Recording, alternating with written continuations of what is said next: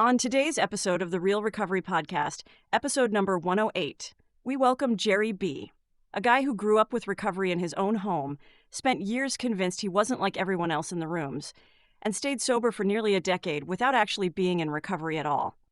He has a word for that, and once you hear it, you won't forget it. Plus, wait until you hear what finally brought him back and what happened the night he was absolutely certain he was going to drink. This is episode 108, and it starts right now.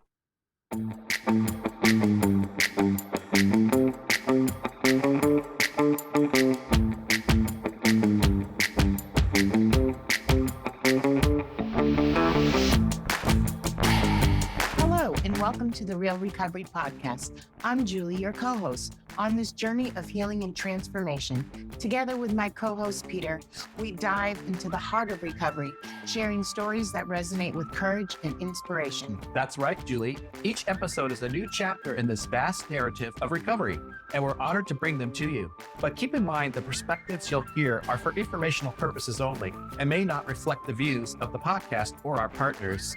Indeed, while these conversations can be a powerful part of your recovery toolkit, they are not substitute for professional medical advice.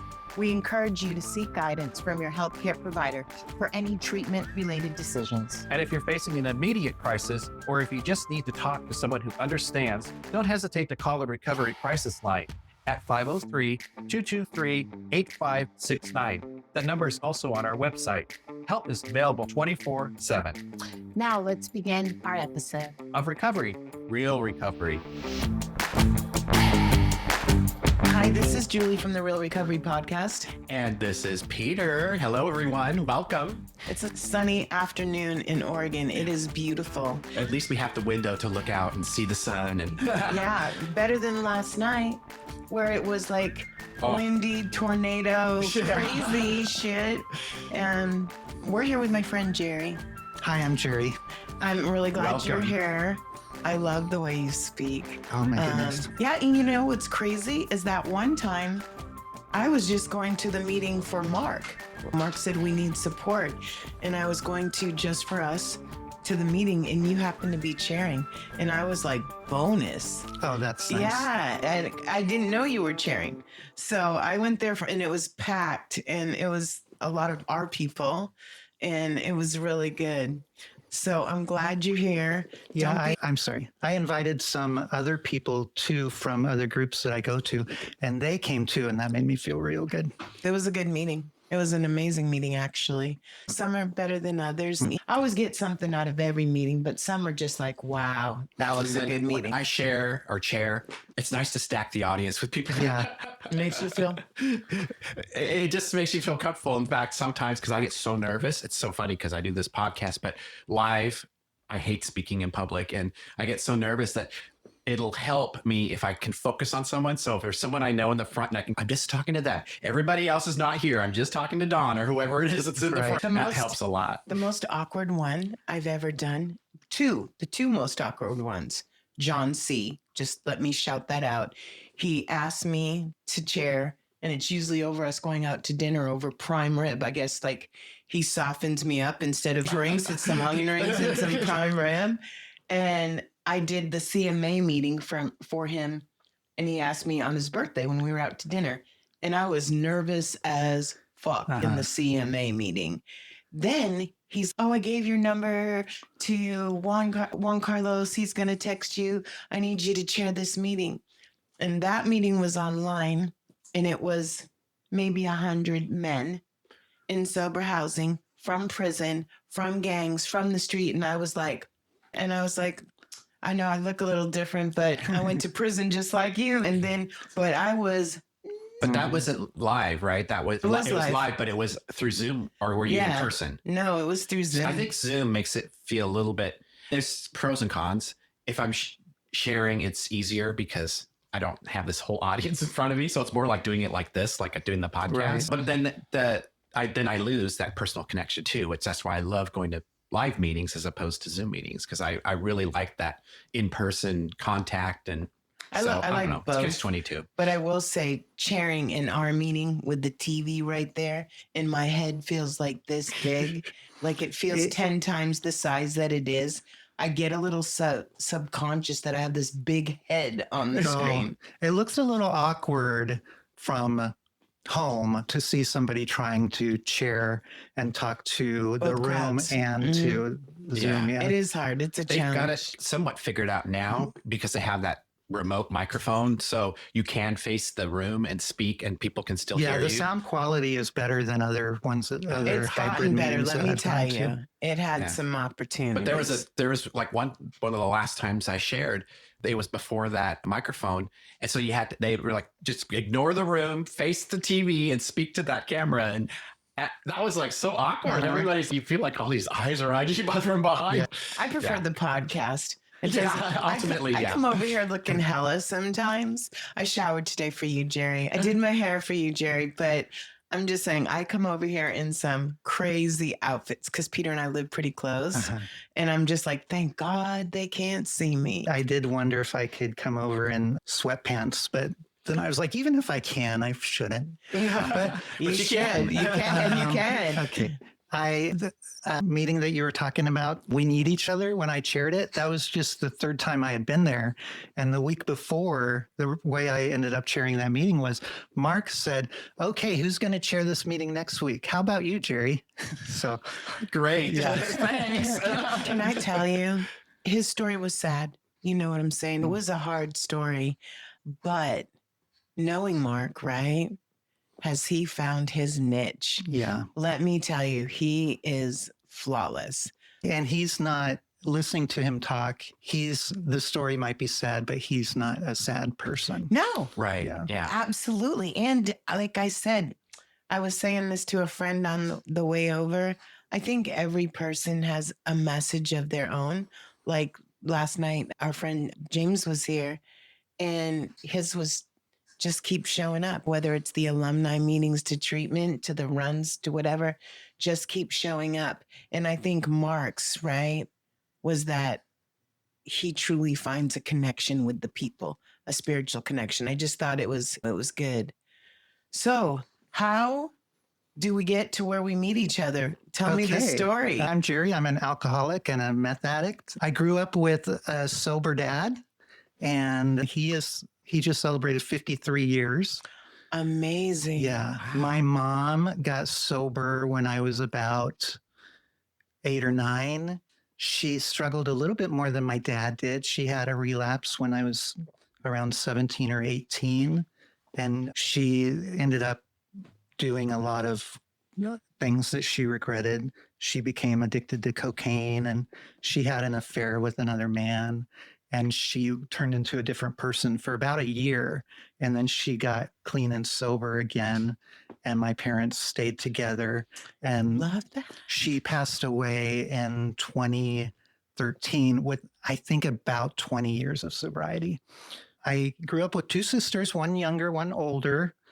I was the good kid in the family. I got the good grades. I was very polite and well behaved. I was shy, but I had friends. And yeah, my mom, I was very close to my mom my whole life. One early memory of mine is that I used to have trouble sleeping at night when I was a kid, young kid. And so every night I would get up and my mom would be on the couch watching TV. Either, I wonder if you guys know this show, Mary Hartman. Yes. I remember. We're old enough, Jerry. Yeah. Okay, so she'd either be watching Mary Hartman or Johnny Carson. And I'd get up and I'd say, Mom, I can't sleep. And she would either say, that's okay, honey, come watch TV with me. And it would just be so wonderful and comfortable, and just like I get to hang out with my best friend late at night. Or she'd be like, get the hell back to bed. You need to be in bed. It was one or the other, and it was Wow. totally Extremes. unpredictable. Wow. And then one day I woke up and my dad told me that my mom had gone away because she was sick. And it turned out she had gone to rehab. And when she came back, our family got much more structured.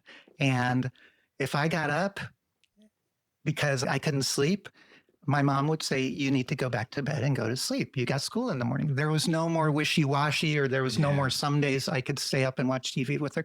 It was like, it got real predictable. And all of a sudden, I didn't have problems sleeping at night anymore. So Wow. Interesting. Yeah. Yeah. So the structure really helped. And I know what you're talking about, the wishy-washy, right? Being little, I didn't know my mom was drunk, right? I didn't know about alcohol. And sometimes she would be like the most outgoing, nicest, amazing mother. And then sometimes The switch. Yeah. the Yeah. switch. And I'd be scared that I got grounded for 3.5 months one time for not taking the trash out on time. And I didn't know like there was a timeline on me taking it out right then. She was like 9. But yeah, that you don't The know. unpredictability. Yeah. It took me a minute to understand because I didn't live with her because I lived with the nanny. So it took a second to understand that. But yeah, I can see where that could be like really Yeah. confusing. something else that changed was my parents fought a whole lot before my mom got sober. I didn't know what they were fighting about. I just knew it seemed like they hated each other sometimes.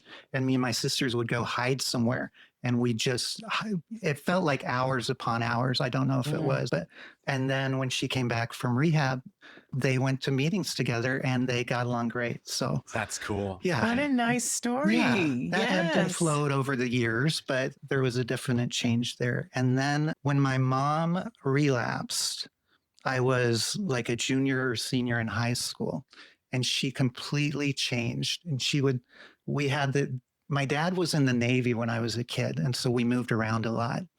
But my parents were from Oregon, so this is where we came when he retired. And there was a guy that he had been in the Navy with who came to stay with us for a while. He was getting a divorce from his wife, and I think he was trying to hide from alimony and child support and stuff. Anyway, he introduced my mom, who had been sober for 7 or 8 years, introduced her to cocaine, and she started drinking again. And she became a totally different person. And my whole family was worried about her, except for me, because I couldn't acknowledge that she had changed. So she would say, I'm going to go run some errands. And then she would be gone for 3 or 4 days at a time. Those are some errands. Yeah. And my sister and my dad would be like, Jerry, something's wrong with your mom. And I would say, she told us she was going to run errands. Didn't you hear her? I would just make excuses for her and stuff. But after a while, it became impossible and I didn't want to be around her. But I was such a well-behaved kid and I followed the rules so much. And the story that I love to tell about my mom is that when one night she and I were home alone and she was in a different She was state of running mind. errands. Yeah, she was running errands even though she was in the house. And we argued about something and then she looked at me with just this evil look in her eye and she said, "You hate me, don't you?" And I said, "No, I love you, but I hate what you're doing to yourself." And then she goes, "That's okay if you don't hate me because I hate you." Oh, Yeah. But the reason I love telling that story is because I knew it wasn't true. My whole life, she spent showing me how much she loved me. So I didn't believe it for a second. I knew she didn't hate me. I knew that wasn't her. So anyway, she did end up getting clean and sober. I'm so And, glad that you had that thought. me that too. thought She was process. just an amazing 'Cause mom. I know other kids out there. Yeah, it would be, Yeah. it would just kill them. Can I tell you? Never thought about it until just now. But again, my parents divorced when I was 9 months old. I went to live with a nanny from 6 months to 11. And my mom used to all the time tell me I didn't want children. I already raised 6 because she's the oldest of 7. I had no intentions of having children. And she would say it a lot. And I would be like, wow. Yeah, make Yeah. me feel welcome. Yeah, Make me it feel was a important, hard thing. appreciated. I think she was ready for Cassandra, my daughter, but she wasn't ready for me. Mhm. That's rough. That even if that's how she, It's- even if it it was was the truth. true, It actually was the truth. it's not something you say to your daughter. Well, and Yeah. I'm going to tell you, said a lot of times that and my dad not being around, you wonder why I have so much bullshit that seriously though, I didn't feel. When Ebony talked about this girl that was on the show, talked about nobody wanted her, I really wondered why neither one of my parents wanted me. Mm. And I think that's why my sponsor means so much. he's the dad I always deserved. Right. In that, who gets that at 55? I did. That's nice. It does. And I have to tell you, the way he talks to me is the way a dad would. He always tells me, like, if I'm worried about something at work, please, Julie, you're brilliant. And I love it. Through AA, I filled a lot of voids. Does that make sense? Absolutely. Make up for what you've missed. Yeah. Our family of choice. Yeah. That also, I said this before, but growing up gay, same thing. I had my family of choice.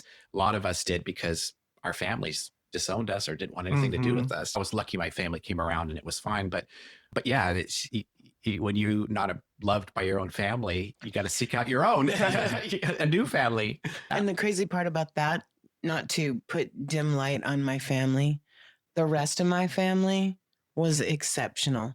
My grandparents, going to their house, the 6 uncles and aunts that she raised, always amazing to me. And they know a different person. They know the outgoing mother, the sister that took care of him, the sister that took him out to school, the sister that taught him to drive. Interesting. It is. When I hear my Aunt Patty talk about my mom, she talks about her so nice. And I'm like, you got the short end of the stick. Who is that woman? I saw it with my daughter. I got to see it with my daughter. But yeah, I think you're just in different phases. She wasn't ready to be a mom. Is she still alive? No.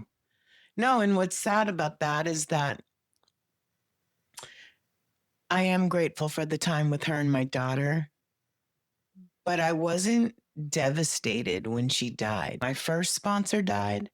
I cried for 3 months. Yeah. And hopefully my sponsor I have now lives to 1,000. I'm just saying, I have a different relationship with him than I've had with anyone in AA. Yeah, it's just wrong. Yeah. Your mom, did you ever think about trying drugs because she did it? My parents were very realistic when we were growing up. They were like, we know you guys, it's just natural that people drink alcohol. You're people, so you'll probably drink. But it's good to be aware that it's a hereditary disease and you've got the gene and you're going to need to be careful. Mm-hmm. And I wasn't like in DARE or anything. And I thought DARE and programs like that were a little simplistic. My dad was a drug and alcohol counselor in the Navy. So wow. I was surrounded by it basically. And we would have people come live at our house for months at a time who he had met in treatment or AA. But I just didn't, all I thought about drugs was bad. And as far as alcohol went, I don't know what I thought. But I know when I got to high school, this is something I figured out not too long ago. Before I ever drank, I wanted people to think I drank. Because you wanted to be cool? So it wasn't actually drinking that mattered to me. It was the perception. And I remember once, I was probably about 18. I went to Safeway and I wanted to buy some near beer or whatever it's called. And so because I was going to a party and I wanted to show up with the smell of alcohol on my breath. So these people would think, oh, he's cool. He's already been drinking. Right. He's already been partying before he got here. And I couldn't stand it at the time. But anyway, so I drank a couple times as a teenager, but not really anything extraordinary. I did a little bit of binge drinking in my late teens with a friend of mine, basically with a friend of mine. If I was hanging out with a certain person, we'd drink a lot till we both got sick, basically. That is a lot. Yeah. And then through my 20s, I was in Forest Grove when I was a teenager. And then I moved to Portland around 20. And so I was exposed to more people and to the city. And so I was exposed to microbrews. And I came to be a big fan. And so I started drinking beer more regularly, still a lot of times only when I went out. Can I play stupid? Yeah. What is a microbrew? It's like a locally, Yeah. it's in Artisan crafted local. yeah, McMenamins Got as it. compared to Budweiser. Got it. I used to go for those because a lot of times they had a lot more alcohol Yes, content in them. they certainly do. Got it. Yeah. Got it. Yeah. So it's a bougie. Somewhat, It's, yeah. it's a bougie beer that's not Budweiser or Coors. Got it. A 6-pack of a microbrew is, I think, $10 now. And I think a 6-pack of Budweiser might be $5. I'm not sure. Yeah. I don't look. but Right? Neither do I. Do you know I've never had a Budweiser? Yeah. You're not missing much. Yeah. No, I wasn't a beer drinker. I like the fruity drinks. Anything that you couldn't taste alcohol. And they in. make fruity microbrews. Yes. Oh wow. Was it the Hefeweizen, I think was the name of it. And it came like raspberry you could get. And I think there was like a lemon flavored one. There's all these different flavors. they have. Wow. Thank And you. it's much, Yeah. for me, it's got much more character and I just enjoyed it. Much different than Budweiser or anything like that. And like Peter said, the alcohol content is much higher. As I made my way through my 20s, I drank more frequently, mostly microbrews. And it started out just when I would go out, and eventually I would buy it and I'd bring it home. And so I was drinking probably not every day, but it was part of my life in my 20s that I really enjoyed. I even joined a Beer of the Month club. Oh wow. Yeah. Didn't know there was such things. Yeah. It's like a book club. Book club. And Microbrews are like the coffee, local coffee. that's right. Yeah, Yes. it's a Got very it. similar thing where and usually before it was just about the alcohol.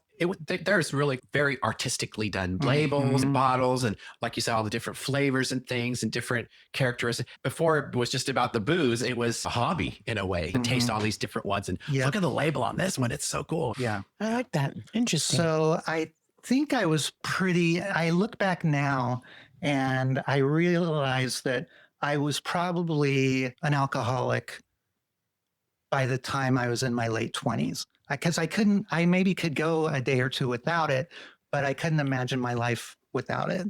I was in my mid to late 20s. So as far as my sexuality goes, the first time I kind of realized I was different was in 6th grade. I realized I thought other boys were cute, and I didn't think too much about it being right or wrong or anything. And then the next couple years, I became more attracted to guys and started realizing this is something I need to not talk about. I still didn't feel like particularly good or bad about it. I just knew some people wouldn't accept it.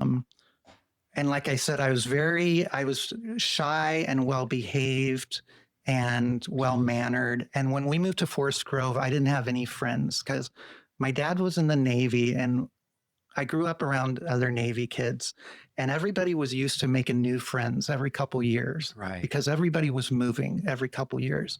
When my dad retired and we moved to Forest Grove, those kids had all grown up together. They had all spent their whole lives in school together. And I was a junior, and I didn't know any of them, and they didn't know me, and I was not an extroverted person. it's hard when you move later on. I moved my freshman year here and went from Catholic to public school. And it was literally a shock. Yeah. And I had grown up with everybody, and everybody's Catholic, and it's just what you do, and you go to mass and whatnot.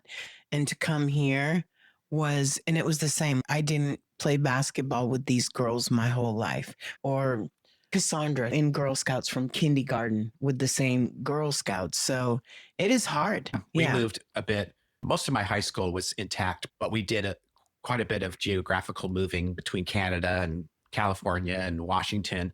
Really? And I didn't know you went to Canada. yeah, I lived in Canada for 7 years. Oh my goodness. And as a child, and you're at a disadvantage, or at least I felt at a disadvantage. Absolutely. And then doubly because I was like you, I was very shy, and I was a geek and didn't fit in.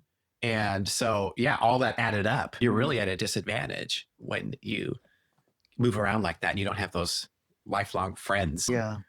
So I met this guy who is gay when I got a job working at Wendy's when I was in high school, and a couple years older, and he was out of the closet and kind of flamboyant. And I was one summer, I think I was 18, but I might have been 19. I was going to drive to Chicago to visit a friend of mine who lived here, but she was spending the summer in Chicago. And at the last minute, I decided to invite him along, the gay guy from Wendy's, because he had moved to Walla Walla and he wasn't doing anything. And I think subconsciously, I thought, oh, maybe we could flirt or whatever. But also, it just sounded a lot better to drive with someone than by myself. Well, if he's 2,000 flamboyant, miles. sounds like a better fun trip. Yeah. So anyway, we went together, and on our drive back, that was my first sexual experience. And I had a few more over the years, but I didn't really date anybody seriously. I tried it a few times and it just never worked out for me. So in my mid to late 20s, I made it more of a goal to connect with the gay community more, try to find people to date, stick my toe in the pool a little bit. And I joined a gay bowling league. And Nice. I met it. One of my teammates and I ended up dating, and we ended up a couple. And that lasted less than 4 months. But to this day, sadly, that's my only real relationship I've ever been in. Oh. But he was an attorney. He was a couple years older than me, and he was an attorney. And he broke up with me, and I took it really bad. 4 months though in gay years is like 5. It's like 5 years. And then I have to tell you, similar. I've only been in 2 that I will claim you relationships, and the first one was the most devastating to me.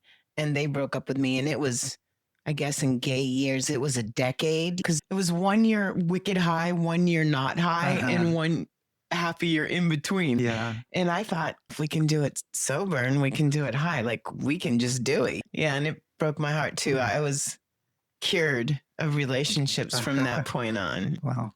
The best thing or a thing that came out of that relationship was I realized when I was growing up, I fantasized about being a lawyer. But as I grew older, I thought, I'm not the kind of person who becomes a lawyer. I'm not from the kind of family where lawyers come from. My family's like working class, lower middle class. And I thought to be an attorney, to go to law school, you had to come from some highfalutin background. But dating this guy, I realized he's a normal guy. He went to law school. I could at least give it a try. So I applied to law school and I got accepted when I was 29, and that was 1998. So I started law school and I thought I was going to be incredible at it. I thought they were going to change the name of the law school to the Jerry B. Law School. Guess what? Lewis and Clark. I'm just saying. My last name is Lewis, right? Everything. No. Yeah. Yeah. That's where I went. You did. I love that school. Just so you know. I ended up hating law school, but if there was the right place for me to be, it was there. I can't imagine going anywhere else. But what happened was I was quickly exposed to a bunch of more liberal outlooks on life than I had been in the past, including viewpoints on drug use. I was surrounded by people who didn't have who had positive things to say about using drugs. And by the way, I had definitely smoked a lot of pot through the years too. I had really done that a lot and enjoyed that. I heard people talking about positive experience with drugs. And so my negative image lifted. And one day somebody gave me some crystal meth, offered it to me, and I accepted it. And it was a stranger. And I took it home and I kept it for a while. And then on winter break, I decided I would do it. And he told me if I never wanted to snort anything, because my mom had snorted cocaine and I didn't want to do that. And she did more than just snort, but I was like, no, I can't do that. And he said, you could wrap it up in tissue and swallow it. And I said, oh, I could do that. So I did it on sometime during Christmas break of my first year of law school. And I just remember feeling so good. It takes a little bit longer to get high that way. Yeah. I snorted it and then I did it in capsules for a while. And I just got a stomach ache after a while. But when I just couldn't get high quick enough. Yeah, it is slower. And it's more moderate, I think. But that first time, it was so good. And I was just at home with the lady I rented a room from. And I just remember being real chatty and real smiley. And I wondered if she noticed, because I wasn't always so smiley and chatty. Right. Did you feel outgoing and comfortable? Yeah. I didn't feel like that the first time I drank, but I had the same experience the first time that I did crystal meth that I hear a lot of other alcoholics say they had the first time, which is they've just felt things were right all of a sudden. Yeah. I felt great. For me, there are things I would never do, but I felt courageous. Like, I seriously felt like fucking Wonder Woman. I'm not joking, like in a you can't fuck with me way. I'll kick your ass way. My brain did quadruple time. Yeah. Less inhibitions, less. Totally less inhibitions. Yeah. He had given me his number and it was pager. So I paged him. Oh my God. We were talking about a pager last night.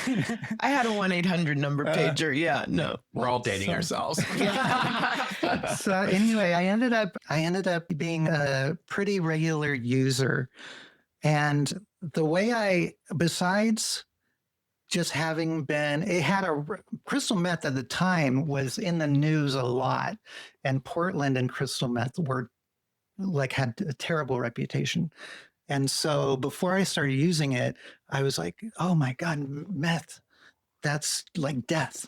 But so when I started using it, I rationalized it to myself as something that could help me focus and study and stay awake, because I knew that amphetamines used to be a drug, and it's related to Ritalin. Adderall. Yeah. Adderall. And so I rationalized it too. I lost weight. Yeah. No. And being a chubba bubba, for me, instead of people thinking like the skinny person looking sucked up, they were like, damn girl, you're looking good. And seriously, I must have been told that 1,000 times. And of course you want that praise. And I felt a rib. I know I'd felt a rib before. I'm not joking. Like, I laid down and I could feel my ribs and I was so excited. Yeah. Yeah. When people lose weight, everybody automatically tells them they look great, even though sometimes they don't look great. You're right. Peter and I had Peter see because I was in shock, but I saw a video of me singing and dancing on his TV show at the city nightclub. That was too much. And I looked hideous. And I was really high that night. I could see it in my eyes. And I don't it was horrible. Yeah, but you don't see that when you're high. Drunk Exactly. Or high. Yeah, I always thought, I'm fabulous. My body didn't fit my head. So I look like a bobblehead. I'm just saying, I got thinner, but my head didn't get thinner. So it didn't match up. I look like Was that on closed circuit TV? I know this was on public cable TV. Yeah. Oh, that's what I meant. Yeah. Was that with Lanny? Yes. Swerdlow? Yeah, I used to watch that. Yes. And Rosie was hosting. And I'm usually pretty outgoing. Matter of fact, Lanny says that night, what is wrong with you? Are you nervous? You do this all the time. And there was just cameras everywhere. And I was like, yeah, but there's not usually cameras here. And yeah, that was the city nightclub was my education. Yeah, I've heard my you college. talk a lot about it. Yeah, it was everything. Like, I learned to sell drugs there. I learned to prostitute there. I learned to dance there. Everything. I wanted to go there when I was in my late teens, and I drove to Portland, to that neighborhood, a couple times late at night, trying to work up my nerve to go. And then I couldn't go. I was afraid of not fitting in. Oh, you would have fit in. Yeah. Everybody fit in there. Everybody. Peter drove. It's so funny because Peter came down from Seattle to perform at the city nightclub when I was there. How crazy is that? And I didn't know her.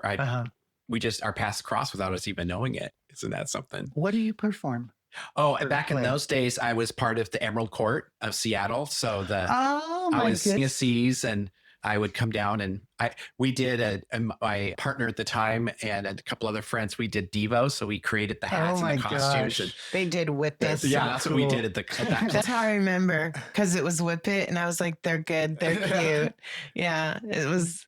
I also used to perform with a drag queen friend, and I would portray Eddie Sparks. This is from the movie For the Boys, and he would do a lot of Bette Midler. He was a very good Bette Midler impersonator, had the kind of the facial structure and everything. And yeah, so I do a lot of numbers playing off that from the movie and stuff. Yeah, I was a Tin Man. I was Pee Wee Herman. I had a lot of fun getting out there and doing that. And it's crazy how there are times where it was just a blast, and then there's the times when it gets to be where it's not. Yeah. So how do you get to you're in a good, but then you get to the bad? So that the first semester of law school, I did really crappy. And so I rationalized the crystal meth by saying it'll help me study, it'll help me focus, it'll give me more time because it'll help me be awake more, it'll give me more time to study and everything. That's what I said, but anytime I used it, I did anything but study. Right. For the rest of law school, I showed up half the time. I did law school completely wrong. I graduated by the skin of my teeth in 2001. But I was more concerned. By then, I decided I wanted people to think I was cool. So I made it no secret that I was using drugs, and I had bleached my hair, and I had this little chin strap beard. And yeah, I was using more and more often. I did start snorting. I probably swallowed half the time and snorted half the time.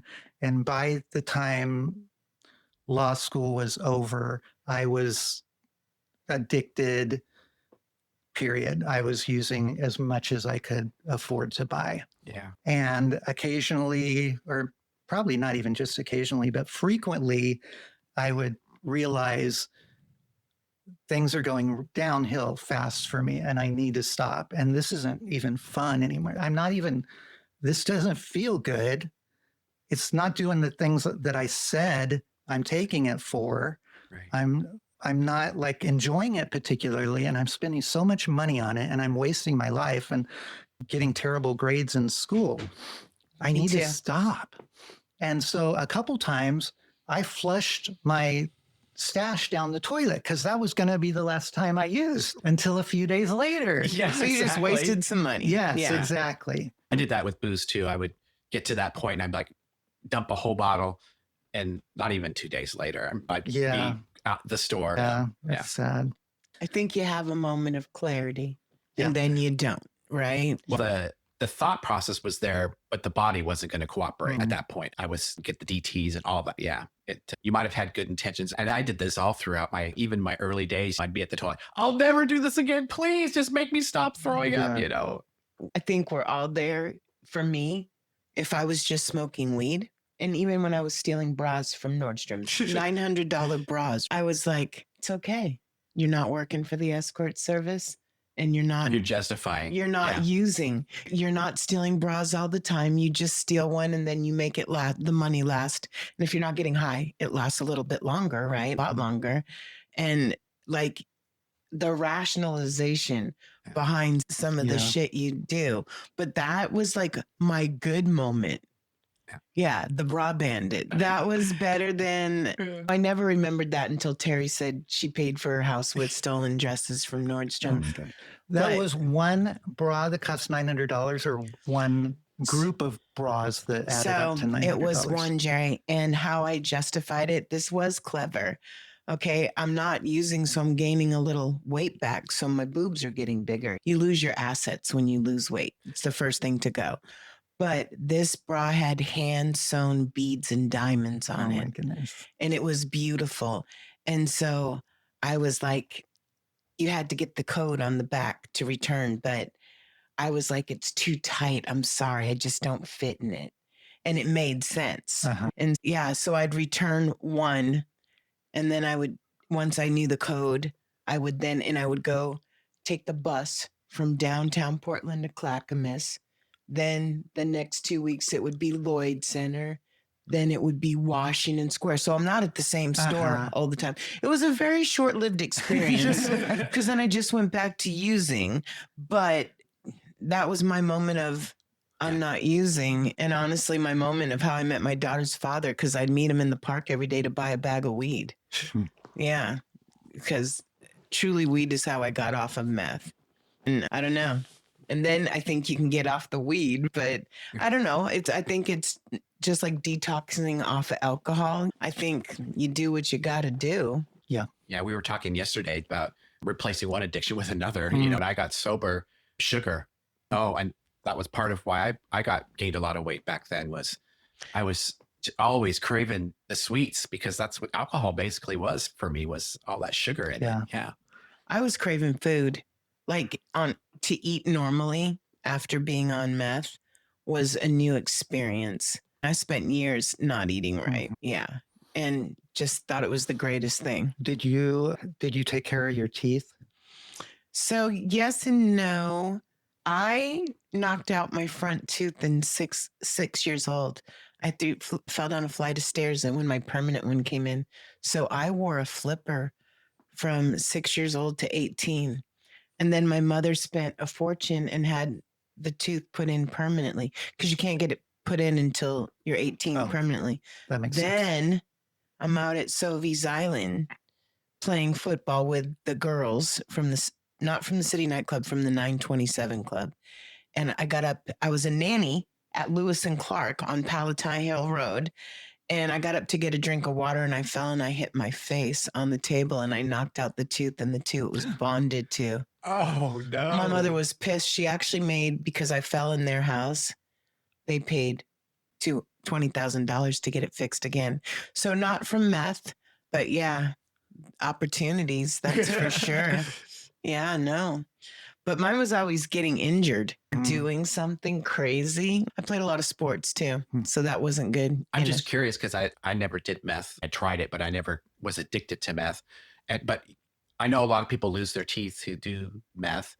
Does it just hit one person out of 10 or does everybody have tooth problems? So or I think it's how you take care of yourself as well. Not drinking water in the bacteria in your mouth, I think is not a thing. I am also lucky I got out of meth relatively quickly compared to other people. Thank you, going to prison. So I don't have decades of use. You know what I'm saying? Yeah. My mouth was a mess and I lost teeth, and the teeth that I had were all decayed and terrible looking. And I didn't brush my teeth for years. Wow. And my diet was basically soda pop and candy bars. Me too. I didn't eat real food. And yeah, you get dehydrated. And so all that. My face was a mess. I never went to the dentist. Yeah. So I think that is the case. I think also like the lack of good nutrition. When I got off of meth, all I wanted was a grape soda and a peanut butter cup because you starve your cells and then you just crave food. Oh, you mean when you came down? Yeah, I gained 35 pounds in 6 weeks coming off of meth. Wow. Yeah, when I was pregnant. The doctor told me I looked beautiful and my face cleared up. So my face went to the cover girl. Yeah, from prior. And you still have it. I'd like to think my skin has done me well from being sober. Amen. I think there is the sober look. Yeah, for sure. You're beautiful. I love you for lying. I had a job when I was going through law school where I would go sleep over at disabled people's houses at night if they needed somebody there just for safety reasons. Oh, wow. Cool job. Yeah. And I remember there was this one place that I used to go to, and when I was using a lot, and I started hearing voices, and I knew they weren't really there, but it was really scary. And I can't remember if they said real things or if they just made noises, and I would tell myself this isn't really happening, but it wouldn't stop it.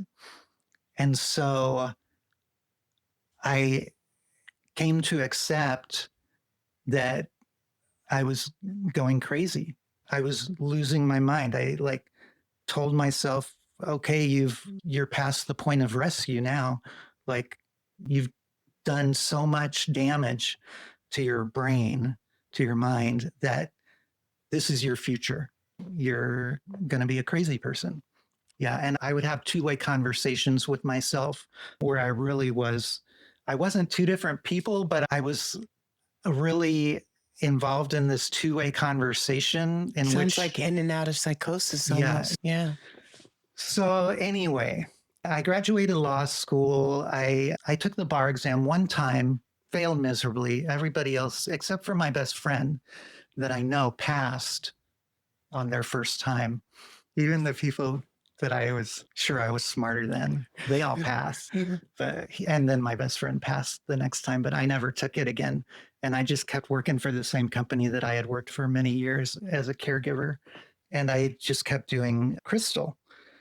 And I had never heard party and play. I never heard crystal called Tina. I never heard about doing crystal meth and having sex. But one time I was like, I call that tweaking and freaking. yeah, I'd never heard of tweaking and freaking. But one time I thought, when I do it, all my senses are elevated. When I do crystal, all my senses are elevated. I wonder how it would feel to do crystal and masturbate. And so I did that one time, and it was really good. And it lasted for a long time. And the climax was incredible. So nobody's triggered. So that's what that addiction became about for the next few years. Was I would get my meth, and then I would just if I could, my job was working graveyard shift 5 nights a week by myself. So I would plan for my days off to use and watch porn and masturbate. And sounds like that became an addiction in itself. It was like any free time that I had, that's what I was doing. And I would make it last as long as possible. And sometimes I wouldn't even realize. And when I say last, 2 days straight. And I would call phone sex lines, and I would just say the most atrocious things. And I did do some hookups. I had done some sober, or maybe not sober hookups, but I had done a little bit of hooking up around right before I started law school and right after I started law school. But they were pretty innocent for hookups. But Mine were. yes. Yeah, no. Yeah. But I was also a binge blackout. So there's a lot of times I'd wake up and be like, who was I with? What did I do? And who is this next to me? Yeah. Where am I? Yeah. Not good. So if I did look for somebody to hook up with, it was pretty dark. It was not healthy at all, on top of being not safe. And yeah. But most of the time it was by myself in my room, just watching porn. I think I was addicted to porn way before I was addicted to probably anything else. And I've spent so much money on it over the years. I don't even like to think about how much money I spent on it. But so I would just lock myself in my room, play the porn, and masturbate. And there were different aspects of that. Like I would do different weird things, like set up mirrors to watch myself, and the phone sex thing and all that good stuff. Anyway, so that lasted for a while, and I would go to work. I would be late to work a lot, but when you're a fairly dependable graveyard person, Yeah. it's hard to get fired. Yes. Yeah, Especially with nobody around. yeah. I became a pretty terrible employee, but I always showed up. I wasn't always on time, but I always showed up. And I was often still high. And then I would often fall asleep at work, which was not allowed. But anyway, that cycle just went on for a few years. I'm not sure how long, but in 2007, finally, I don't know what happened, but I decided that I was ready to get clean. I just decided enough was enough. Nothing that I remember especially happened. I didn't get arrested or You'd remember that. right. You really would. I didn't have any major consequences. I was just tired of doing what I was doing. And I knew my family would be supportive. And I knew I had potential to have a decent life if I could get clean. I went to treatment. I told my sister first that I had a meth problem. Everybody in my family was shocked. Everybody knew something had changed about me and something was different because I had always been real close to my family. They all live in the Forest Grove area. And so I'd always stayed in close touch with everybody. I had always, like I said, I was a good kid. I dressed nice-ish. I helped with family functions. I was just always there, and I would call my sisters and my parents. And over the years, I was absent. I showed up less and less. I called less and less. I answered the phone less and less. And almost any time that I was at a family function, I was just sleeping. My mom told me that my niece and nephew would climb all over me, and I would just sleep through it. Because when I was using, I would be typically up for 3 days straight. Was the normal thing for me, but it could be anywhere from 3 to 5 days. Wow. And then I would sleep for between 1 to 2 days. I understand that. And so everybody knew something was different. My parents thought, I found out later, my parents thought I had developed a drinking problem. But everybody was shocked when they found out that I had been dependent on crystal meth. But I went through outpatient treatment. Where? It was called Caremark. Yeah. And it was part of Adventist, I think. And they closed and they merged into Kaiser. But it was intensive outpatient. It lasted for 3 months. And they're 3 nights a week for a couple hours at a time. And it was really good. When I was evaluated in the beginning, I remember the guy asked me, "How do you feel about group therapy?" And I said, "I'm not sure if that'll work for me because I'm pretty antisocial." And he said, "I bet you're not antisocial because I bet maybe you're asocial, because asocial means you're like uncomfortable around other people. But antisocial means like you can't fit into society." And I said, "Okay, then I guess I'm asocial." And he said, "We'll see about that." And then I found out that I still could talk to people and I still could have feelings. And it was just a wonderful experience. And I had to be abstinent from all drugs and alcohol during treatment. So I didn't drink. But the night I graduated, I stopped on my way home and I bought 2 6-packs of microbrews because I wasn't an alcoholic. I was just a crystal meth addict. Oh my God. It's so crazy how we rationalize. Yeah. Like I said, just smoking weed, stealing bras, right? I'm not being an IV drug user because that's the worst, right? Yeah. For me, back in the day, it was, I'm only drinking wine. I don't drink the hard stuff. So how can I be? Yeah.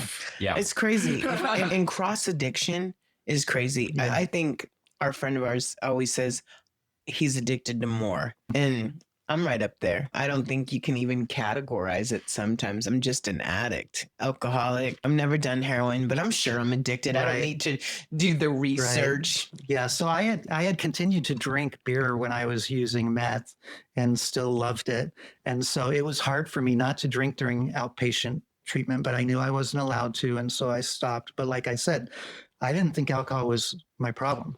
So night I graduated, I stopped, bought 2 6-packs, and that was my pattern for the next year. Is I still drank beer. You stayed clean off the meth. I did stay clean off the meth for about a year.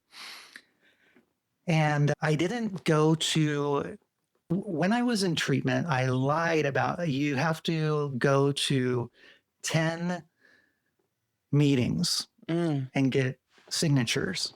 I think we had to get signatures. I'm not sure. Maybe we didn't, but we had to go to 10 meetings. I went to one meeting and I said I went to 10 meetings. And the only reason I went to one meeting is because somebody else from the group took me. But I had decided that the 12-step programs weren't for me because I was an atheist, and I knew somehow they were centered around God, or that's what I said. I knew. Yeah. I think it scares a lot of people away. It did it for me too. If it wasn't for the group. Yes, it certainly does. If it wasn't for the group, I swear to God, I ignored that part. Like, I came to believe, not necessarily in a power greater than us. I just came to believe in AA. Like, my life was unmanageable. Hell yeah, I just got out of prison. So I just removed that part at first for a long time. It took a minute. Yeah, and I had to flip it for me to when I finally figured out what my higher power was and that God could be that, to flip it in my head that it wasn't the old connotations from that I grew up with. Right. Because growing up gay and in my world, in our church and everything, it was sinful and evil and they should be wiped off the face of the earth, basically. And I'm like, that's me. So how am I supposed to fit in here? I'm really surprised that I felt so strongly about it, because my parents are not religious at all, and they were lifelong AA people. I should have realized that there was some disconnect there. But so I went to a couple of alumni meetings after I finished treatment, but I didn't do really anything besides stop using. So after a year, I realized my life hasn't really gotten much better. Where's the pink cloud?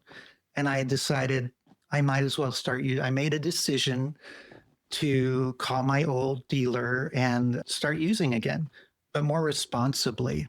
How did that work? So when I got clean the first time, I had told my employer about it. And I had agreed to random drug testing, and they never tested me. And so that made me feel safe to start using again as well. And I had become a much better employee, clean and sober, of course. And I had gotten into a routine that really worked at work. And so when I started using again, I was able to keep up that routine. I was using less when I started using again, but it was still not pretty. But even in retrospect, I think I was still doing pretty good at my job.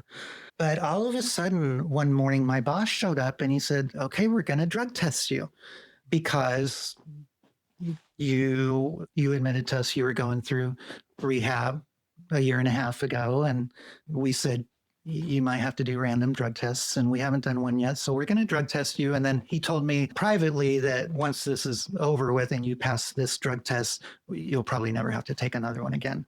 But I failed the drug test and I got fired. I had worked there for 17 years. And yeah, I got fired. So I cashed out my 401k. It wasn't a lot of money, but it was like $10,000. And my rent was really cheap. So I was able to afford to pay my rent and use for the next year without working. And occasionally I'd glance through the help wanted ads, but I was basically unemployed for a year. And then once the money all ran out and I had to get a job, I applied for this housekeeping position at an assisted living facility because I was looking for a caregiver type of position because that's what I had done before. And I had my law degree, but I'd never passed the bar, and I'm sure I couldn't have by then. So I felt comfortable trying to be a caregiver somewhere. And I found an ad for this assisted living facility, but it was for housekeeper. And I thought I could do housekeeping. So I went and I applied, and the managers asked me why I was applying for housekeeping and not caregiving. And I said, I only saw an ad for housekeeping. And he said, we'll hire you as a caregiver. So I said, okay, great. And it was because I'd worked at my old job for so long, I was making decent money. And this was a lot less money, but I was just happy to have a job. And I was still using crystal, although I'd had to cool it a little bit because I didn't have a lot of money. So I really tried to control my use when I was the first year of working at the assisted living facility. And I would try not to ever use during my work week. But sometimes it would still be in my system. I'd still be under the influence of it when I went to work. And then sometimes I would use it at work, unfortunately, or before work or after work. But regardless, in 2011, I was out in Forest Grove for a birthday at my parents' house. Somebody in my family was celebrating a birthday. And that night, when I left the house, I was down off of a several day high. And so I was real tired, and I got pulled over in Forest Grove by a cop who said I had swerved into the bike lane. And then when she tried to talk to me, she said she thought I had Lou Gehrig's disease because that's how effectively I was communicating. Oh, wow. Anyways, so she pulled me over. She got another cop. They did a field sobriety test on me. I had admitted I started out by lying and saying I haven't used anything. Eventually, I did say that I had used. And so they did a sobriety test on me. I failed terribly. I didn't have any alcohol in me, but I failed terribly. I couldn't take 2 steps without falling over. So they arrested me. And I forgot they told me if I had any meth on me, I needed to tell them, because if they found it at the jail, that would be a felony Possession charge of trying to get drugs into the jail. So I said, no, I don't have any on me, which at the moment I thought it was true. But then once I was in the car, I realized I did have some on me. So I told the cop, I think I do have some on me. And she said, where is it? And I said, I think it's in my jacket pocket. So she searched my jacket and it wasn't in there. And I was like, what the hell did I do with it? She never found it. And it turns out it was in my wallet in a little envelope. And they did find it in the jail. Oh, and boy. So they were going to release me that night with just driving under the influence. But they found the meth. So they had possession charge and trying to get drugs into the jail charge on me. Smuggling, yeah. Wow. 2 felonies. News about that is I was cleared of those charges. You told the police officer? No, because I'm glad I didn't tell the police officer now where she could find it, because that would have been a legal search. But they considered the opening of the envelope that had my drugs in it an illegal search. Wow. Really? Yeah. Wow. So I don't have any felonies. Was that though your wake up call then? I spent a night in jail, spent a day in jail. I was a mess. I cried a lot. I called my mom and my best friend a lot. I talked to these other 2 guys that I was in a cell with, and they were both really nice. It was a good experience in realizing that all sorts of different people are in jail. Right. They're not all like these scary criminals. Yeah. There were some real nice people there. There were some scary people, I think I was there less than 24 hours. But yeah, it was, and so I missed work that day. So when I called my mom early in the morning, when she had to get that call that said, you're receiving a call from jail, from Jerry, do you want to accept the charges? And she was in shock because as far as she knew, I was still clean and sober from the first time I went through treatment. I asked her to call my job and tell them I wasn't going to be there and tell them that I was going to have to quit. And she said, what reason should I give? And I said, tell them because I got arrested and I've been using drugs. So she called and she told them, and they were nice and they were sympathetic. And after I got out of jail a day later, I went to my parents' house for a few days. And everybody was super nice to me, except for my mom. She was very mad at me. And I was upset that she was so mad at me, but I'm glad she was mad at me. But while I was there, my boss called to talk to my mom and to tell my mom that when I felt comfortable, I should call him and talk to him. That's cool. So, yeah, I called him a day or two later and he asked me, he said, we might be able to do something. Can you come in and talk to me? So I went in. I was nervous as heck, but I went in.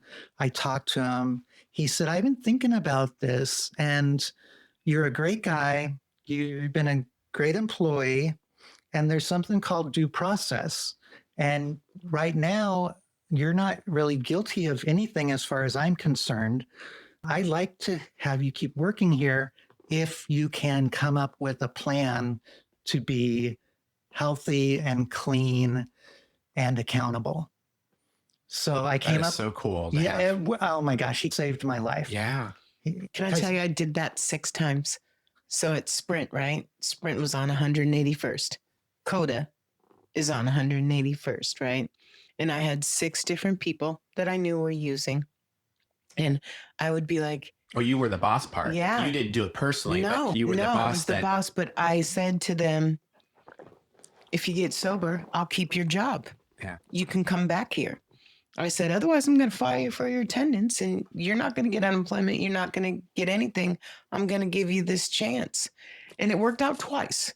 And I figured if it didn't work, they're just never coming back. But I tried to have that encouragement, right? That you have a job waiting for you. And the one girl, I knew her mom, and her mom was dead. And she literally didn't remember leaving. She was on pills. And she came back and got her job. But I think had I not been in the program, most people would have just fired your ass. Yeah. Yeah. Was he in the program or he just? No, but I had told I don't think he was supposed to ask me this, but when I applied for that job in the beginning, he, like at the very end of the interview, and he says to me, and you don't have any drug or alcohol problems. And then I told him that I had a drug problem. You're absolutely right. That is not part of the questions that you are legally allowed to ask. Yeah. But no, he's not. So you were able to continue working So there. yeah, I made up a plan. I said I was going to do 90 meetings in 90 days. I knew I wasn't going to, but I knew it sounded good. And I said I was going to have dinner with my parents once a week and a few other things. I made this plan that looked really good. And I had to go through treatment again. I took diversion for the driving while intoxicated charge. One of my requirements was to go through treatment again. So this time I went through Kaiser outpatient treatment, and it was a lot shorter, but it was another really good experience. I'm Grateful. Yeah. And on the night I graduated, while I was there, I couldn't drink alcohol or do any other drugs. But on the night I graduated, I stopped on the way home and I bought 2 6-packs of microbrews because alcohol wasn't my problem. Oh my God. Crystal meth was my problem. Alcohol never got me into trouble. Yeah. So I did go to Smart Recovery for a while because I did want to stay clean, and I knew I understood Smart Recovery to be more of a less centered on spirituality. It's more specific, measurable, obtainable, realistic, and timely. Yeah. Good for you. SMART goals. It's Yeah. and they are more realistic. It's like CBT focused and stuff. Yeah. But there's also not a lot of fellowship amongst the people who attend those meetings, is what I found for the ones that I went to. But so I spent the next 2 years off of crystal meth, but then I really became dependent on alcohol. Yeah. And my routine became go to work, come home, drink as much as I could till I fell asleep, get up the next morning, go to work, come home, Repeat. drink as much. Yeah. And that was my life. And then on the weekends, I would just sleep as much as I could. And then when I woke up, I would just drink as much as I could. And that lasted a couple of years, and it was Lonely. It was lonely, definitely. I had a dog. When I first got clean, I got a dog in 2007. He was 6 months old. And he was my best friend, and he was an awesome dog, objectively a great dog. He saw me through my relapses, and he saw me through my drinking. But after a couple of years of just drinking one thing I tell people about my drinking is it wasn't real dramatic or anything, but I always kept one beer.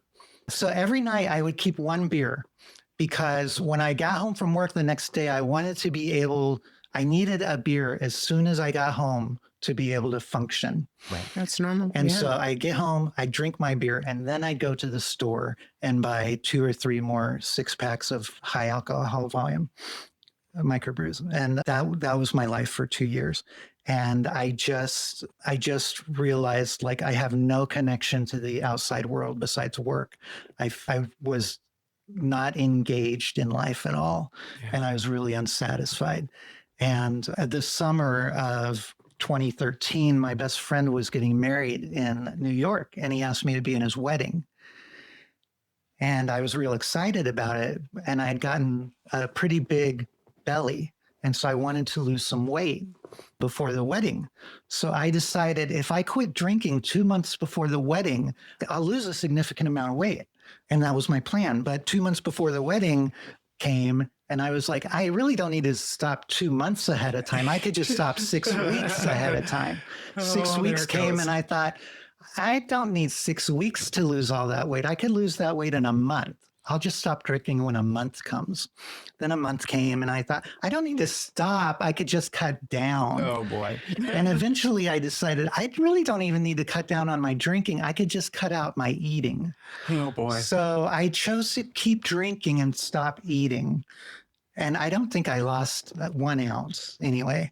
Went to my friend's wedding, but that was the big flashing light to me that I had no control, that couldn't even stop for a short period of time. I couldn't even cut down for a short period of time. Obviously, I had no power over my drinking. So I called up my old counselor. They got me into inpatient rehab for 3 weeks at Kaiser. It was real good. It was real hard at times, but great experience. I fell in love with some of my fellow rehabbers. And the day I got out, instead of going and picking up two sips of microbrews, I went to a meeting. We made it. Like they suggested. And I'm so glad I did. It was a little intimidating, but I went in and it was a real small meeting. But it was good. It felt comfortable.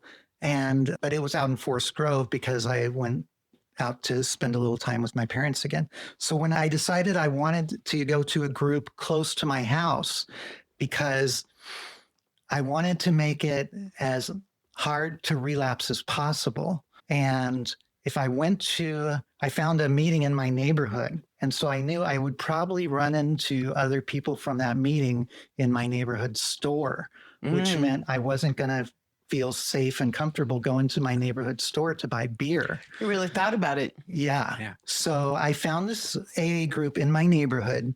It meets 3 times a week, and I made it my home group. It took me a little while to feel like I was comfortable and fit in there, but I did keep going back until I felt okay there. And then I got a service position. I got a sponsor. I did some step work, but I really I see now that I didn't invest myself really in the program. And I was not really interested in any sort of spiritual growth. I wanted to make friends because I had been disconnected for so long. Isolated. Yeah. Yeah. My goal was to make friends. And I failed to really make any friends. I made some connections and people were glad to see me and I was glad to see people, but I was still pretty inhibited and nervous around everybody. And everybody was talking about alcohol all the time. I didn't want to talk about alcohol. I just wanted friends to hang out with. And as soon as I left the meeting, or as soon as I got done talking to my sponsor, my mind was far away from any sort of recovery or spirituality or self-enrichment. I just never really took the program in. And my hours at work ended up changing. I ended up with a resentment against my home group.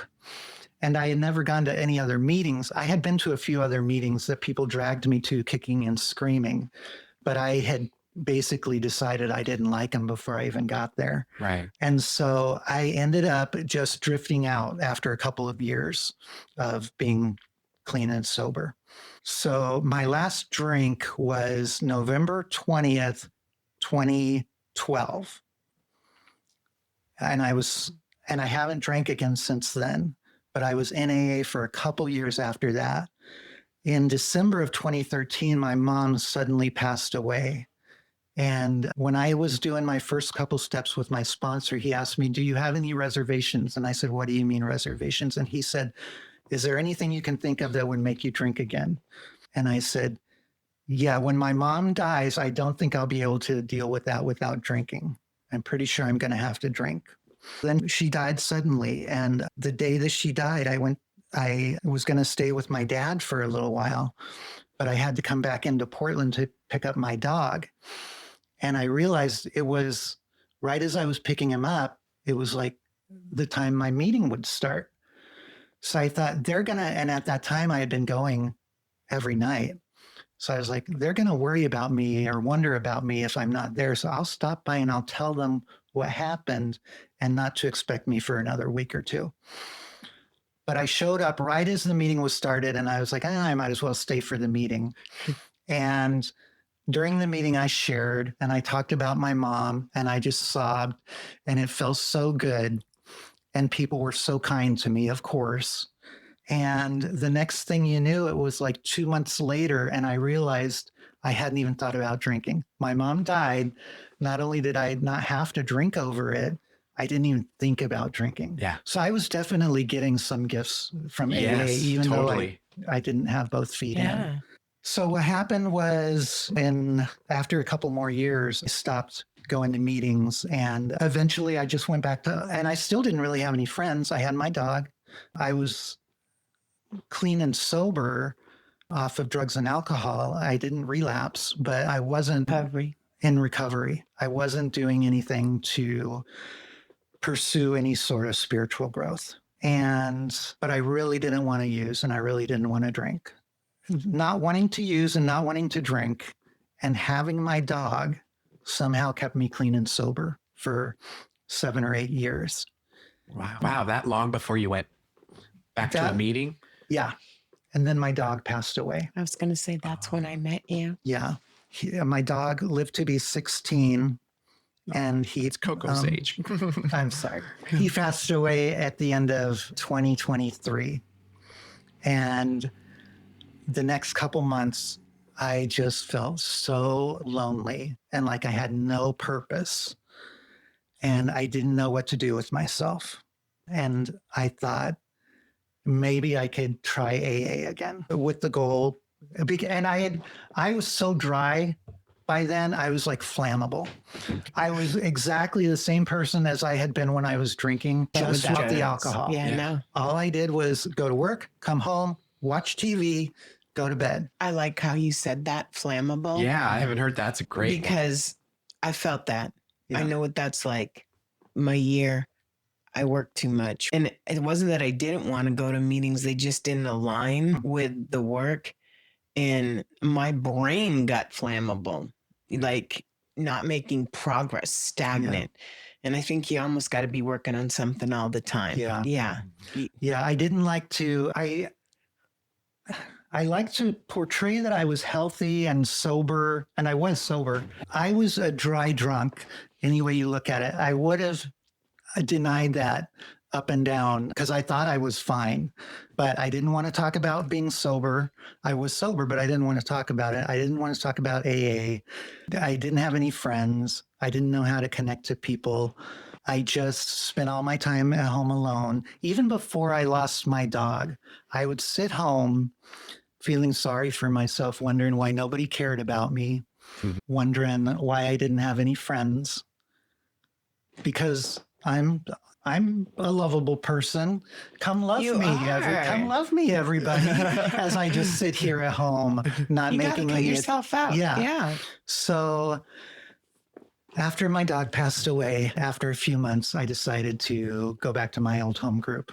And when I went in there, I thought it was going to be awkward, but it wasn't. I saw a few old faces that I knew and remembered, a lot of new faces, and everybody was super nice and welcoming and stuff. And yeah, it wasn't awkward at all. And so I started going to that meeting again once or twice a week for the next few months. And one of the people that I had known from before when I had gone and from before I stopped going was still going, and he had a lot of sobriety. I think he had 18 years at the time, and he was just starting to do, he had just been placed on leave at work, and he wanted to dive back into recovery. And he had decided to do 90 meetings in 90 days. And he wanted to do 90 unique meetings, a different meeting at a different location every day for 90 I did that days. during COVID. I went to a meeting in every state. That's cool. Yeah, it was entertaining as fuck and uncomfortable as fuck, especially Alabama. Yeah. Let me tell you about Alabama. Not like our meeting. I sat there like this. They told you not to move and be a distraction. And I was like, holy fuck. And I was with Izzy. Oh, boy. Talk about a distraction, right? Yeah. But yeah, so. Did you do the 90? So I thought I'm going to try for 3 meetings in 3 days. And next thing. Start off easy. Yeah. And then I thought maybe I could do 7 meetings in 7 days. And before you knew it, I was trying to do 90 and 90. And I love that. And so I was actually going to different locations and stuff. And what I realized was it wasn't that hard. My friend, he was unemployed and he was doing it. I had a full-time job, and it still wasn't hard to go to 1 meeting a day. Yeah. That's just 1 hour. And so when I was off work, I did 2 a day. I did 100 instead of doing 90 and 90. I did 161 and 90. Oh. And just because I could do the afternoon and the evening, this is while I was waiting to go to IOP. And I felt so good. Yeah. Yeah. If you think 1 a day makes you feel good, I'm just saying I'm an overachiever. Yeah. 2 and it was cool because there's some people you only see on Mondays. There's some people you only see on Fridays. Right. That's Peter. And, but if you go every day, you get to see all the people. Right. You get to get them on their day. And even within the lunch bunch, which has its own personality, but even from day to day, there's a different personality that comes from the meetings. 100%. Yeah. That's interesting. And different meetings in different locations feel different, but it was the best thing I've ever done. And I ended up doing 176 meetings in 90 days, although about 70 of those were Zoom meetings. But still, I love Zoom. I do too. I never thought I would. Because it doesn't have germs. I'm being honest, okay? I love Zoom because I'm not taking an hour to get there and an hour to get back. Saves on gas, parking. You can eat during the meeting and eat your dinner, but I don't think it takes the place of an in-person meeting. But if you can't get there, it sure is a great tool. I can't believe how close you can connect to people through a screen. I didn't think I wanted to do Zoom meetings, but I had a streak of 10 days going to in-person meetings. And one day I had to work a double shift at work. So I wasn't going to be able to go to a meeting, but I didn't want to lose my streak. So I decided to go to a Zoom meeting. And it was the one that I had you chair for me that one night. And I just... The 10 o'clock one? Yeah, Unshakable Foundation. My man, Michael Simon. Yeah. And just that one meeting got me. That's a good meeting. Yeah. And so now I love Zoom meetings and I love in-person meetings. But yeah, doing so many meetings in 90 days was the best thing I've done for myself, because I realized how easy it is to get to a meeting, how frequently meetings start, how widespread they are in Portland. If I miss one, there's always going to be another one starting in an hour. It helped me feel more comfortable speaking to people. It helped me be able to introduce myself to people, be less scared around people. I found my sponsor at a random meeting, and he's incredible. And it was during that time that it finally started to click with me that there was more to it for me than just trying to make friends. Because that was really my goal the second time around too, was to make some friends. But as I just kept going to more and more meetings, I started connecting to more and more people and their stories.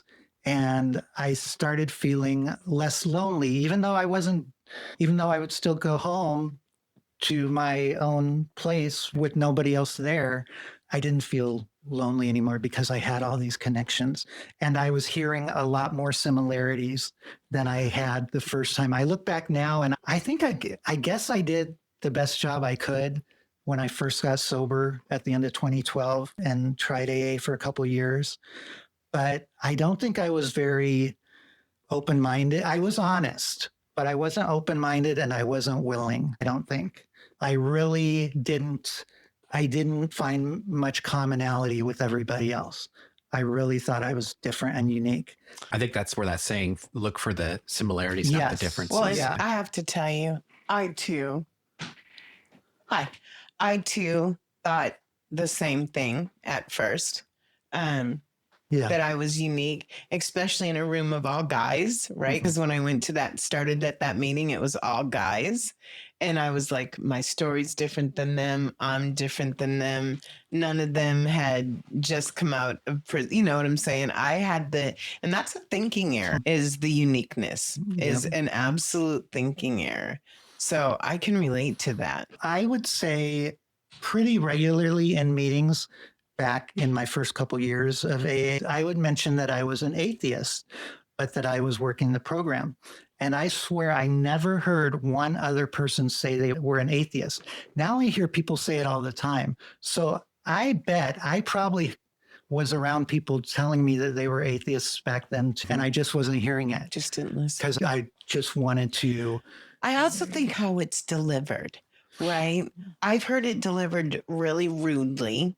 And I've heard it delivered confusingly, and I've heard it delivered spiritually, believe it or not. You know what I'm saying? I've heard it delivered a bunch of different ways, and I don't think it's uncommon. And what I hope for people is that they can get past that, right? Yeah. And know that the program is the program. You don't have to believe in any one thing.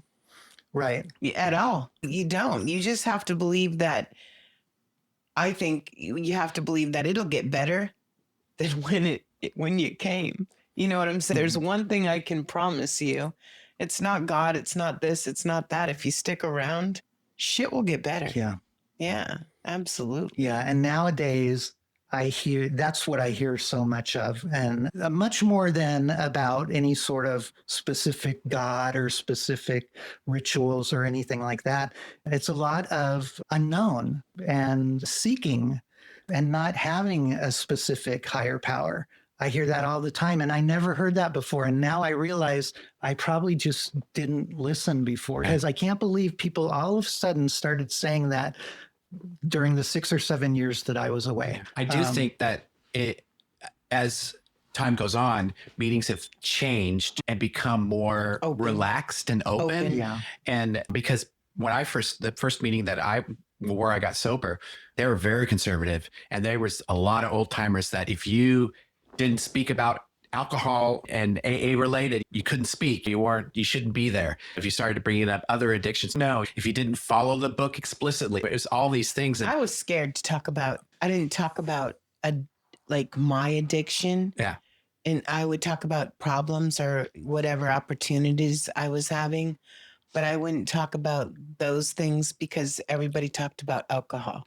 Yeah. But I think now at least with where I go now to the lunch bunch, everybody's welcome. Everybody's accepted. It doesn't matter what your addiction is. You can feel comfortable to speak and be there and be a part of it and have that support. Because at the root of most addictions, there's a very common thread, and we all share a similar path in a lot of ways. Well, I think I've said this a lot lately, and you are super kind. I'm not always that kind, but the third tradition, right? The only desire is the desire to stop drink, be in recovery. I don't have to love all of you. I don't have to believe exactly what you believe, but we're here for the common purpose. And I think that carries me a long way sometimes. I know you go to a lot of meetings. I see you at a lot of meetings. I think I see you at 3 different meetings that I know of. Do you feel comfortable now? Yes, I do. I still feel awkward, but then I remember that a lot of other people there feel awkward too. And when a meeting is over, I'll feel comfortable leaving if I'm ready to leave and I'm not engaged in a conversation. But sometimes I want to connect to people, but I'm like, oh God, what do I do? And then I just pause for a second and I realize all I have to do is ask somebody a question. And it can be somebody I know or somebody I don't know, but I can just say to them, what are you doing this weekend? Or what other meetings do you go to? And then we start talking, and pretty soon that's a person that I know. Yeah. And we're having one of these conversations that all these other people are also having. And so, it's just. I actually love the parking lot. And I'll sit on there and bullshit, especially. That's the after hours. That's the fucking real meeting. I'm just saying there's no rules and regulations, but since I work 9 to 6 now and I can't make it to the meeting on time, I fucking love the parking lot. It's like fellowship, like not being able to go out on Fridays, which I really miss every time Roger posts a picture. I'm like, fucker. But the parking lot, I don't know, lately in different stages of my life, but Wednesday night parking lot meeting after Spin the Wheel is my ever living favorite. Like if I can just make it to the last 15 minutes of that meeting, and then Jen and Joe, Al, and then David's crazy ass from Australia. And sometimes you're there. And I love that. Yeah. Like it is everything to me. Like it's really become my connection because of work. I'm not getting lunch bunch except for on Sundays. I'll be there tomorrow. But it's really become a thing. And I think it's really cool to get to know people. Yeah. It's called a parking lot meeting because if you were going to a meeting in person, after the meeting is over, people drift into the parking lot and they continue to fellowship and talk and stuff. And so it's the meeting after the meeting. It's true. In the old days, they used to say, if you were looking for a meeting, look for a church with a bunch of people sitting outside smoking. Seriously. Yeah. And they probably had a meeting there. I did the whole bunch of meetings in 90 days. I got my sponsor.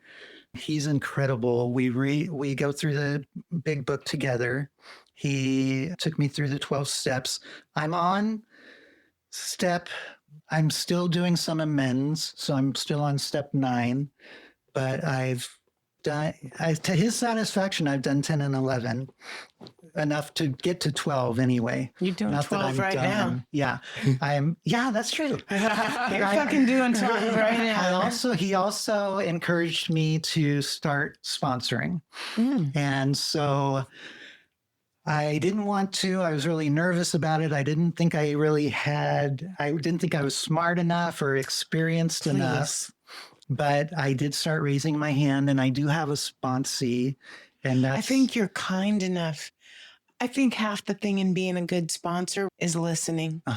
I do. I am a good listener. That's what I'm saying. I think you'd be amazing. Me, I don't know. I have opportunities. Yeah. Sometimes when he's talking to me, I think to myself, I don't know what advice I can give him or how I can help him with this. And then I think, but he's talking to me and I'm listening, and that's got to be helping. I'll tell you the answer to everything. Okay? Yeah. everything any sponsor ever says. Maybe you should go to a meeting and think about that. That is the answer. And my first sponsor would say, how do you feel about that? I'd go off about the problem, be all dramatic, and he'd be like, how do you feel about that? And I would think about it and I would answer my own fucking question. He goes, yeah, let's hit that meeting. And I swear to God, if you just say, how do you feel about that? And yeah, I think you should follow up with a meeting. My sponsor does ask me that a lot. Yeah, I'm just telling you, the answer to everything is go to a meeting. And how do you feel about that? I swear to God. I know some people say their sponsor always says, did you pray about it? No, that's a good one as well. Yeah. No, but I'm just saying it's the same answers. Like, I don't think there's any big epiphany. I think being there, just somebody knowing that you're there. I personally like words of affirmation. My sponsor always tells me, I love you, Julie. That's too. And for me, that is, I know he means it because he got me. My first sponsor had it easy. I still say this to this day. I did the 12 steps before I got him.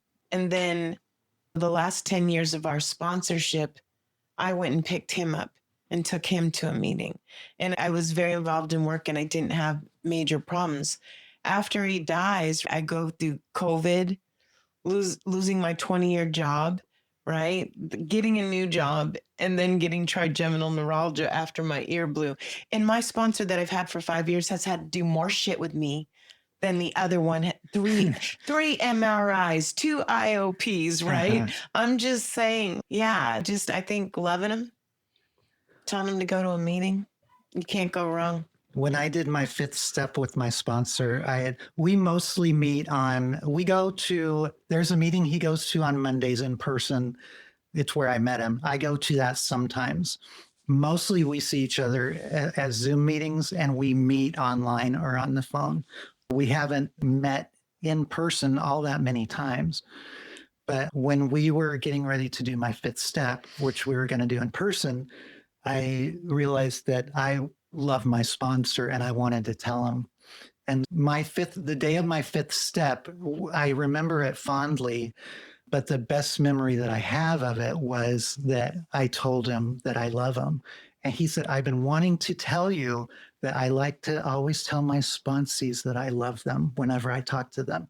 And I've been wanting to tell you that too. And so we always say that to each other. I love it. That's so cool. I love it. I do. He tells me almost every day. I'm in the garage getting ready to go into work and he'll be like, I love you, kiddo.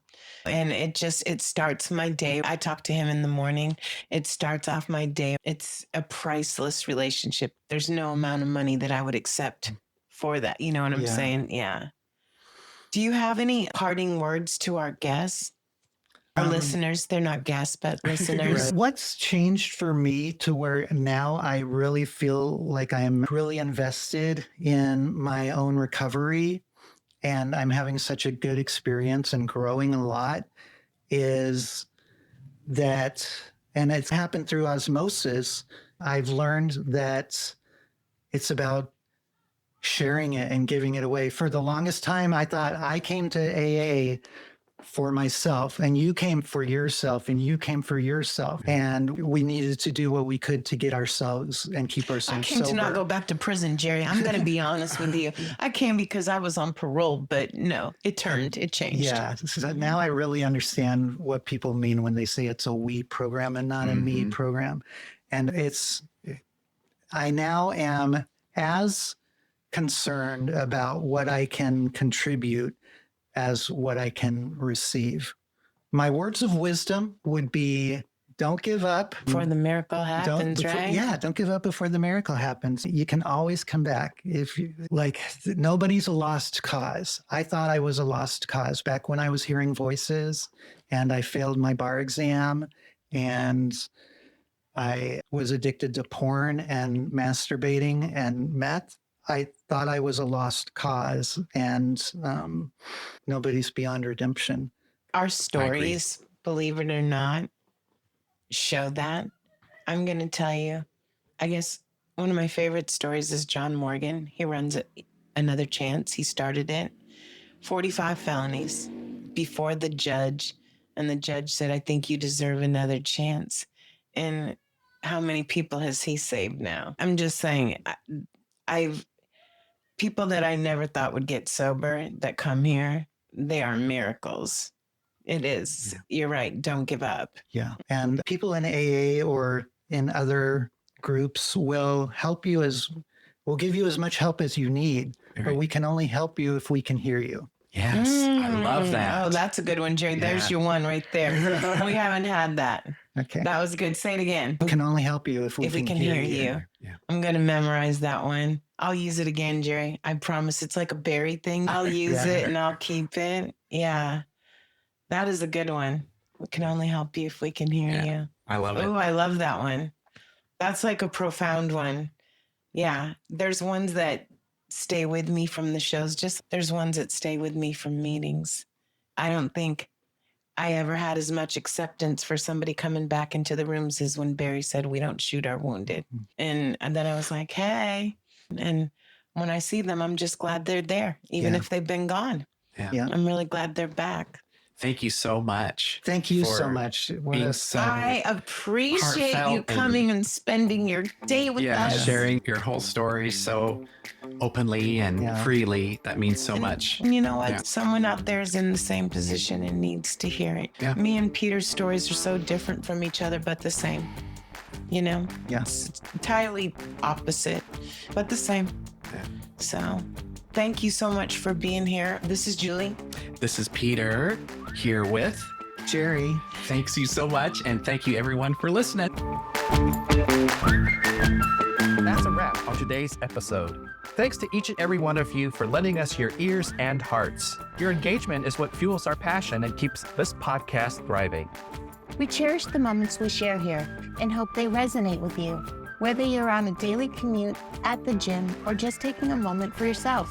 Make sure to head over to our website at realrecoverypodcast.com. While you're there, subscribe to our newsletter for the latest insights and uplifting stories from our community delivered straight to your inbox. Click that subscribe button on your favorite podcast player too, so you can keep up with every new episode. It's your support that keeps our conversation alive and meaningful. And if our stories have touched you, consider using the donate button on our site.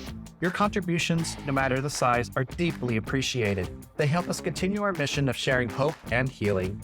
Join us beyond the podcast and follow our journey on social media. Find us on Instagram, Facebook, and on X, formerly known as Twitter. All the links are on our site, so you can stay connected and be a part of the Real Recovery community every day. Your likes, shares, and comments not only spread the message of recovery, but also remind us that we're all in this together.